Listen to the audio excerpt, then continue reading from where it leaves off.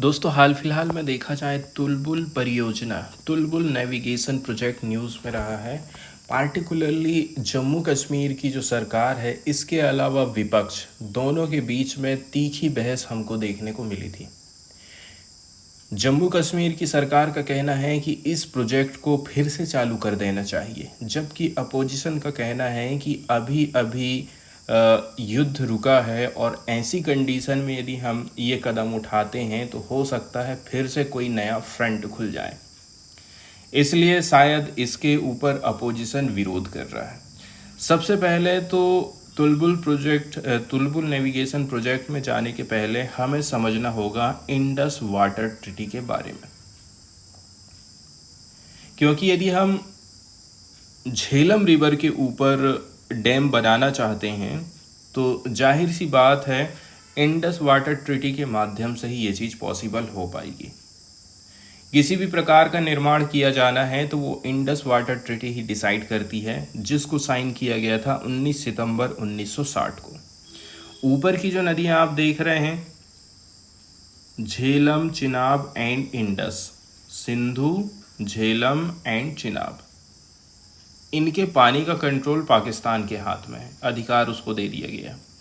नीचे की जो नदियाँ बची हुई हैं, सतलुज, ब्यास एंड रावी, ये जो तीन नदियाँ आप देख रहे हैं, सतलुज, ब्यास एंड रावी रिवर, इनका कंट्रोल किसके हाथ में है? इंडिया के हाथ में है। हालांकि ऊपर की जो तीन नदियां हैं जरूर पाकिस्तान के हाथ में, इसके बावजूद भी हमारे पास में भी कुछ कुछ पावर है कि हम यहाँ पर कुछ कुछ चीज़ें कर सकते हैं। जैसे कि हमारे जो अधिकार है ना, यहाँ पर काफ़ी लिमिटेड है।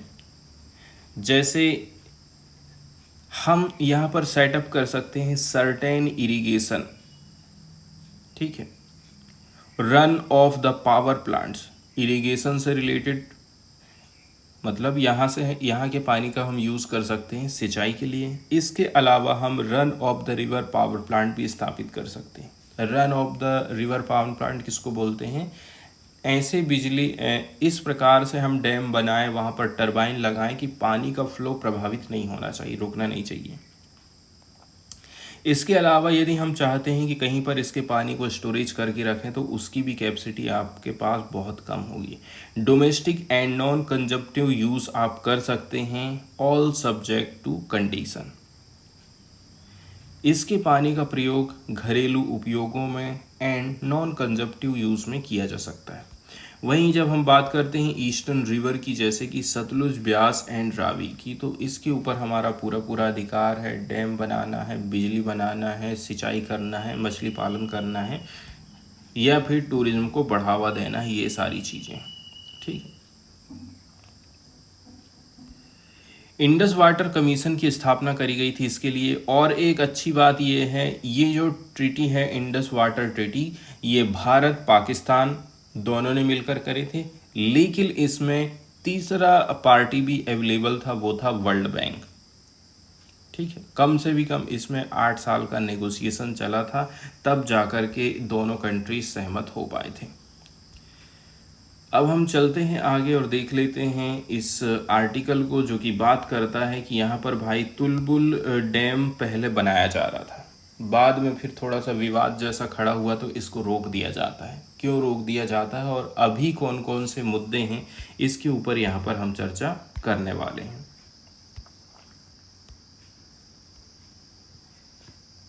ये परियोजना लगभग देखा जाए 4 दशकों से भी ज़्यादा पुरानी है। मतलब लगभग आप कह सकते हैं कि 40 साल हो चुके हैं इस परियोजना को चालू किए, लेकिन ये कंप्लीट नहीं हो पाई है। बोला जाता है कि इस परियोजना की कल्पना 1980 के दशक से शुरू की गई थी। तुलबुल परियोजना पर काम की शुरुआत 1984 में चालू हो गया था। ये परियोजना झेलम नदी पर स्थित है, वूलर झील के मुहाने पर, ठीक है। वूलर झील भारत की सबसे बड़ी ताजे पानी की झील मानी जाती है।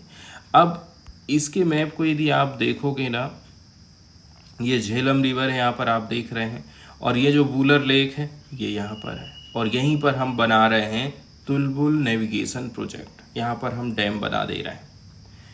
उसका एक रीज़न ये दिया जा रहा है कि इसके माध्यम से वूलर लेक में हम पानी को स्टोरेज करेंगे, फिर इसी पानी के माध्यम से हम झेलम रिवर में नाव के माध्यम से, जहाज़ों के माध्यम से नेविगेशन अच्छी तरीके से कर पाएंगे।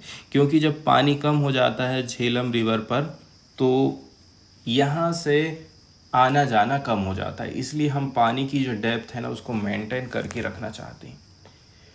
वहीं यदि हम बात कर लें एरिया की, तो ये एरिया पड़ता है नॉर्थ कश्मीर में सोपोर वाला इलाका।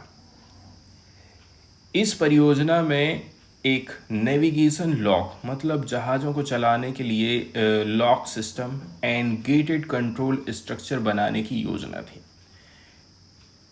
ये कहाँ पर बनेगा? वूलर झील के नीचे निंगली के पास। इस संरचना का उद्देश्य था झेलम नदी के जल स्तर को बनाए रखना, मेंटेन करके रखना, ताकि हम फिर से इसमें हमेशा से नेविगेशन संभव हो पाए हमारा।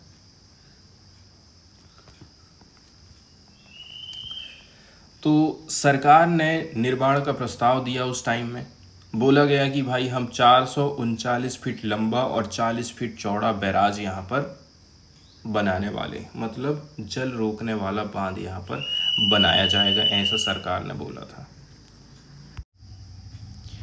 और इसकी कैपेसिटी की बात करें, यदि हम स्टोरेज कैपेसिटी की बात करें, तो इसकी storage capacity Tulbul navigation project की 0.30 मिलियन एकड़ फीट ऑफ वाटर इसमें स्टोरेज किया जा सकता है। इसके हिसाब से हम इतना बड़ा डैम यहाँ पर बनाना चाहते हैं।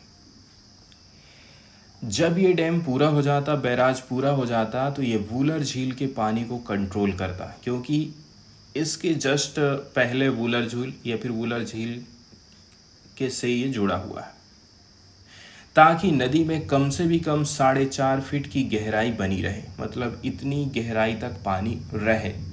इसके माध्यम से खास करके सर्दियों के मौसम में हम लोग बारामूला तक आसानी से जा सकें। ये न्यूनतम गहराई साल भर नेविगेशन प्रोवाइड करेगी, जो कि बारामूला और सोपोर के बीच 20 किलोमीटर की डिस्टेंस को तय करेगा। इसलिए भी ये प्रोजेक्ट इतना ज़्यादा इम्पोर्टेंट है, क्योंकि यहाँ से हम लोग 2 एरिया को कवर कर रहे हैं, ठीक है। एक तो बारामूला और दूसरा सोपोर। यहाँ पर मैप में कहीं आएगा तो उसको हम देखेंगे। ये देखिए बारामूला लिखा है ना ब्लू डॉट से, उसके पहले उरी है, बारामूला है, और बारामूला से होते हुए वुलर लेक से होते हुए हम इधर श्रीनगर तरफ कहाँ जाएंगे? सोपोर जाएंगे। 20 किलोमीटर के एरिया को ये कवर कर लेगा, इसलिए इस डैम का निर्माण किया जाता है। ये परियोजना बारामूला से सोपोर तक साल भर के लिए एक जलमार्ग खोल देती, नेविगेशन हमेशा चालू रहता। सर्दियों में इस रूट का कुछ हिस्सा नेविगेशन के लिए नॉन नेविगेबल हो जाता है, दिक्कत ये हो जाती है। ये जो जानकारी है एक अधिकारी ने दी थी, जो कि नाम अपना उजागर नहीं करना चाहते। इसके अलावा इस परियोजना का दूसरा उद्देश्य है जल की आपूर्ति करना, साथ ही साथ बिजली उत्पादन को सुदृढ़ करने में भी हम इसका इस्तेमाल कर सकते हैं। Particularly down stream hydro electric plants हम इसके माध्यम से स्थापित कर सकते थे, ये भी हमारा एक उद्देश्य था। जैसे भारत में उरी की जब हम बात करें, ये उरी दिखाई दे रहा है, ठीक है। इसके लिए हमने ऑलरेडी से Uri first and Uri second hydro project स्थापित कर लिए हैं। ठीक उसी प्रकार से यहाँ पर भी यदि हम एक डैम बना देते तो यहाँ से भी हम एक बिजली बनाने वाला प्रोजेक्ट खड़ा कर सकते थे। इसके अलावा मांगला एंड अदर हाइड्रो प्रोजेक्ट हैं डाउन स्ट्रीम पाकिस्तान में, तो हम यहाँ पर क्यों नहीं बना सकते, बात यही हो जाती है। लेकिन दिक्कत हो जाती है पानी की कमी की। पानी पर्याप्त मात्रा में यदि आता है, ठीक है, तो जाहिर सी बात है कि बिजली का उत्पादन भी बढ़िया रहेगा। तुलबुल प्रोजेक्ट के ऊपर जो काम है 1984 में चालू हो गया था, नवंबर 1984 में। इस दौरान सिविल वर्क जैसे कि कंक्रीट के खंबे, कंक्रीट पिलिंग चालू कर दी गई, नींव का निर्माण कर दिया गया था। इतना काम तो हो गया था। ये काम झेलम नदी के बाएं किनारे पर किए गए थे। कहाँ पर बनाया गया था? झेलम रिवर का जो बायां वाला हिस्सा है, यहाँ पर इतने सारे कहना चाहिए काम कर दिए गए थे उस टाइम पर। ये कार्य तब तक पूरे हो चुके थे जब तक पाकिस्तान ने आपत्ति जताई। मतलब इतना काम तो हम पाकिस्तान की आपत्ति जताते तक निपटा दिए थे।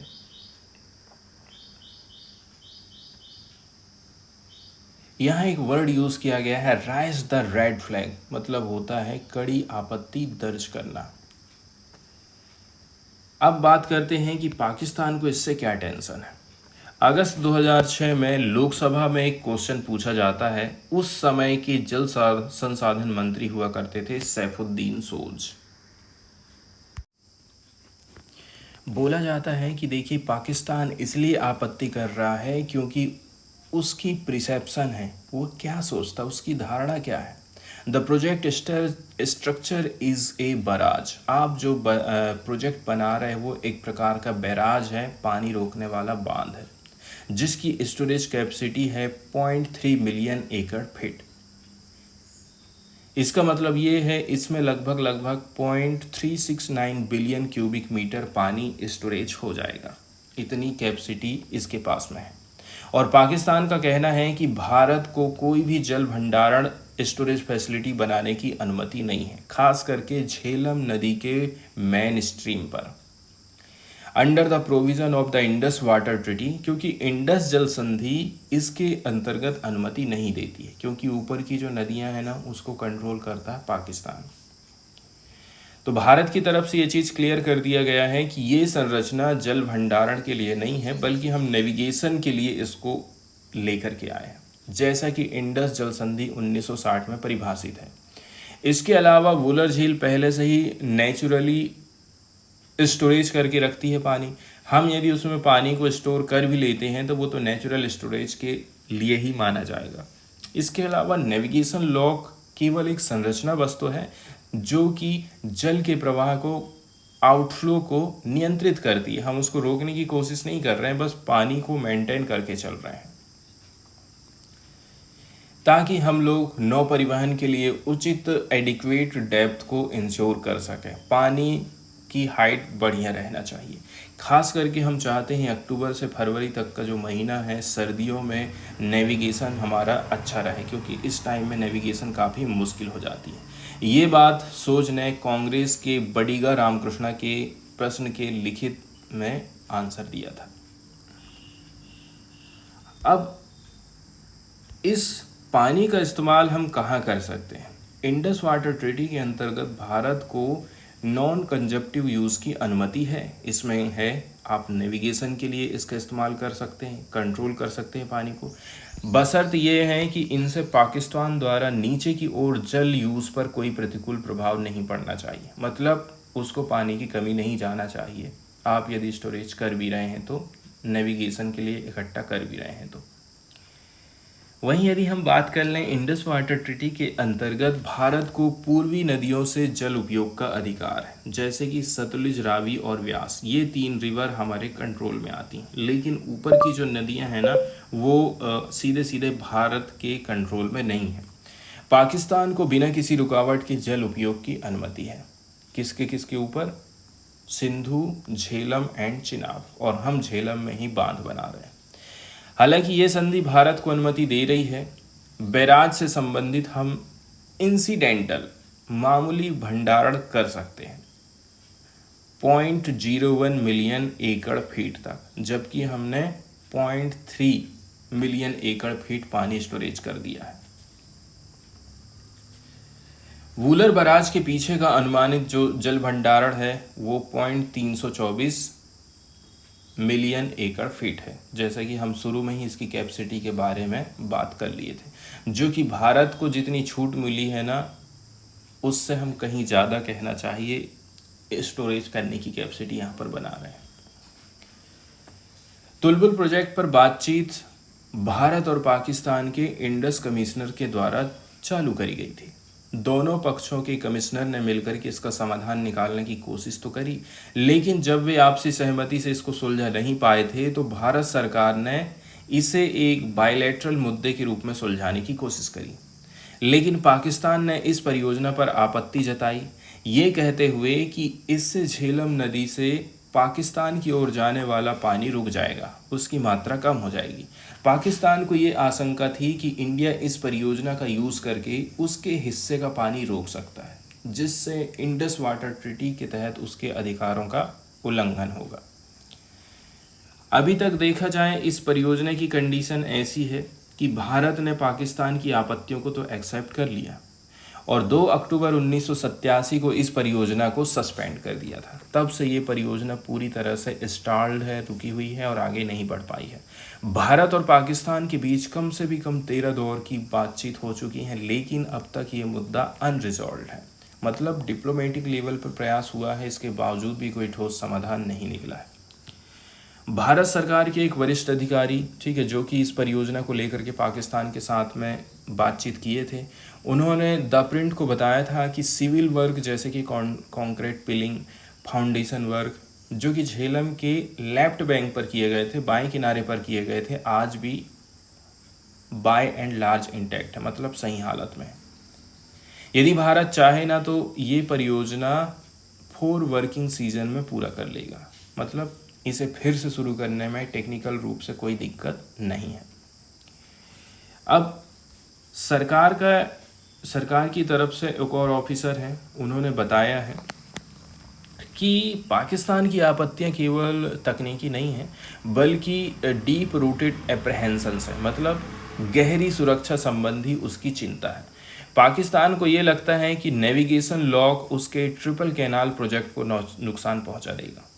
मतलब ये 3 नहरों का एक संयोजन है जो कि झेलम चिनाब नदियों को अपर बारी दोआब कैनाल से जोड़ता है। इसके अलावा पाकिस्तान को ये भी लगता है कि स्टोर्ड वाटर का इस्तेमाल करके भारत पानी की हिस्सेदारी से उसको वंचित कर देगा, जो इंडस वाटर ट्रीटी के प्रावधानों के विरुद्ध होगा।